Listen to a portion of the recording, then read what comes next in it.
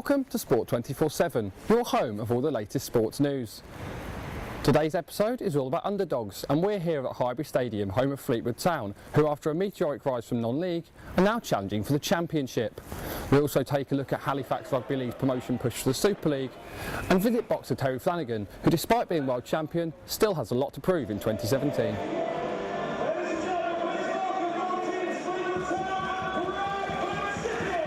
Just 7 years ago, Fleetwood Town were non-league, but now they're on the verge of promotion to the Championship. The arrival of ex-Man City striker Uwe Rosler as manager has transformed the side, who narrowly avoided relegation from League One last season. Rosler put the successes down to the togetherness of the squad.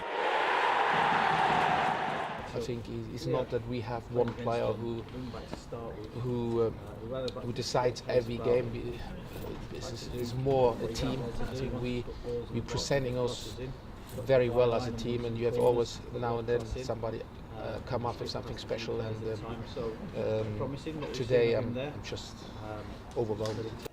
An 18-match unbeaten run has put Town in fine position for an unthinkable promotion, and Operations Director Will Watt says long-term planning by the board has contributed to the on-field success.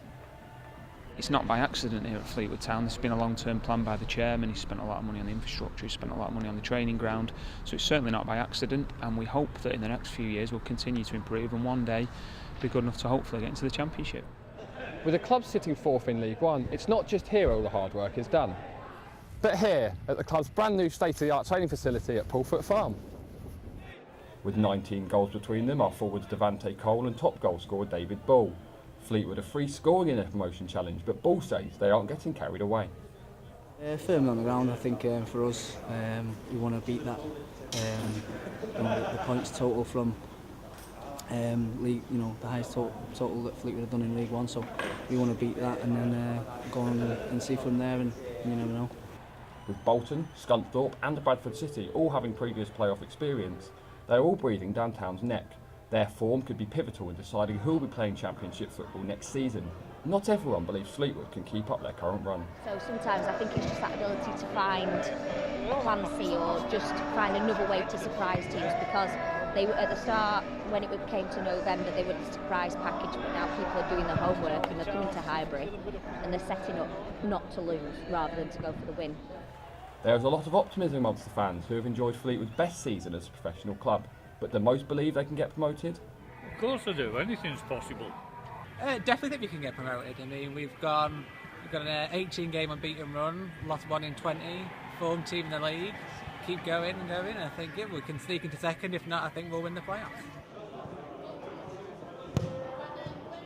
The Cod Army may be small fish in a big pond, but that won't stop them daring to dream before the season comes to a close in April. Now we head across the Pennines to Yorkshire and Halifax Rugby League, who have strong promotion aspirations. Dan Rushworth went to find out how they're getting on. Halifax have kicked off their 2017 Kingston Press Championship season off well and currently at 7th in the table.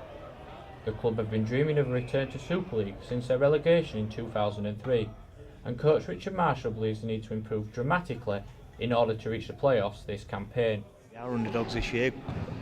You get a reputation by what you've done, and what we did last year wasn't good enough to get us in the top four. So my job is to improve the players every week, and that's what we look at doing here. Marshall had his squad report back early for pre-season in order to have that physical edge over their rivals.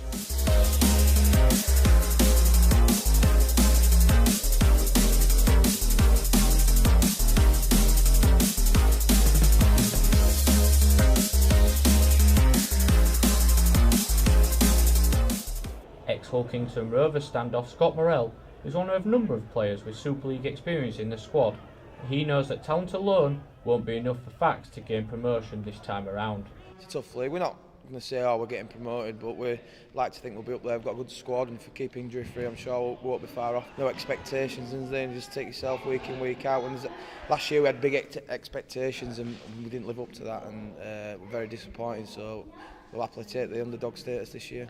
Going under the radar may make Halifax a surprise package. Former Leeds Rhino Ben Kay is optimistic it could be a successful season for the Blue and Whites. Something that we're not really looking at the moment. We're looking at just performing week to week, really looking what's in front of us and putting performance in. If it gets to that point where we're we play for promotion. I thought sure we'll put us heart and soul into it, but at the moment we're just week by week looking at it. Despite all the positives coming out of the Facts camp, fans' opinions remain split over their chances of promotion. Yeah, I mean, on paper we've got a great chance. I mean, looking at last year, just fell a little bit short towards the end. I mean, this year some great new additions. We've not got off to the best start, but I'm hoping, unlike last year where we ran out of steam towards the end, hopefully this time we're peaking at the right time of year. I've been watching Halifax for over 40 years, but after last season I don't think they've any chance of promotion, but who knows? Editor at League Weekly Danny Lockwood feels promotion is an unrealistic target for the West Yorkshire side in 2017. Slim to non-existent, really. I don't even think that it's a realistic aspiration. I think this season, with the clubs that they would likely to be up against from Super League, it'd be a really big ask, and I don't think that they would expect to be in contention for promotion. With their season well underway, it seems Halifax are in with a chance of returning to Super League for 2018. Into the ring now, and he may be world champion, but one British boxer still isn't regarded as one of the world's best. Jake Beales-Hobson went to meet Terry Flanagan. British lightweight world champion Terry Flanagan is back in the gym ahead of his fourth WBO title defence. Flanagan, who faces Russian opponent Petr Petrov, admits that he has eclipsed his own career expectations, but knows he must prove himself against the best in the world if he is to erase his underdog status. Dream come true, really, from being a little boy. Ever since lacing the gloves up for the first time, dream of becoming just a British champ, and to be world champ was like a dream come true. It's hard because I didn't have much of an amateur background, so I had to do the hard way on the small shows and put the hard graft in, and it's paid off really. Despite winning all of his 32 professional fights, Flanagan is still only ranked number 5 in the WBO rankings. The Mancunian fighter admits a lot of his success is down to the work of coach Steve Mailer, and he believes that Flanagan doesn't get the credit he deserves.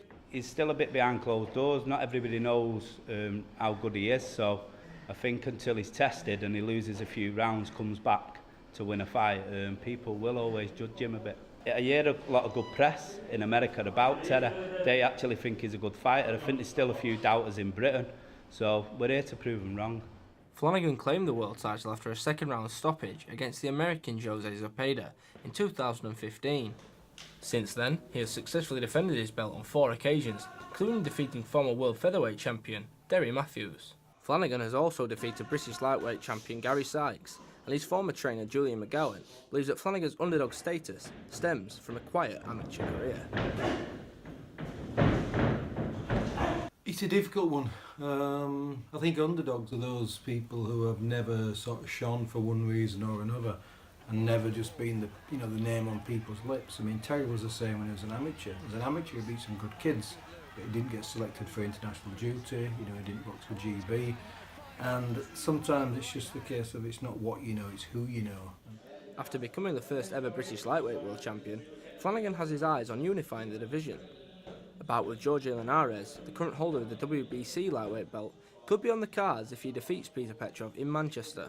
And while he and his camp are confident of defeating Linares, former sparring partner Andrew Golding believes it may come too soon. He's a good fighter,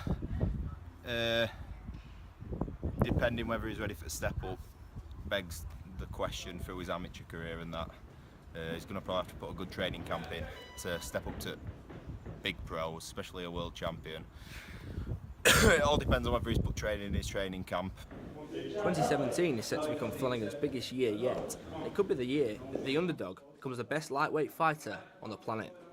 That's all we have time for on Sport 24/7, I'm afraid. On next week's show, we take a look at Huddersfield Town's playoff push, Castleford Tigers' great start to their season, and Olympic gold medalist Jessica Ennis-Hill. Goodbye.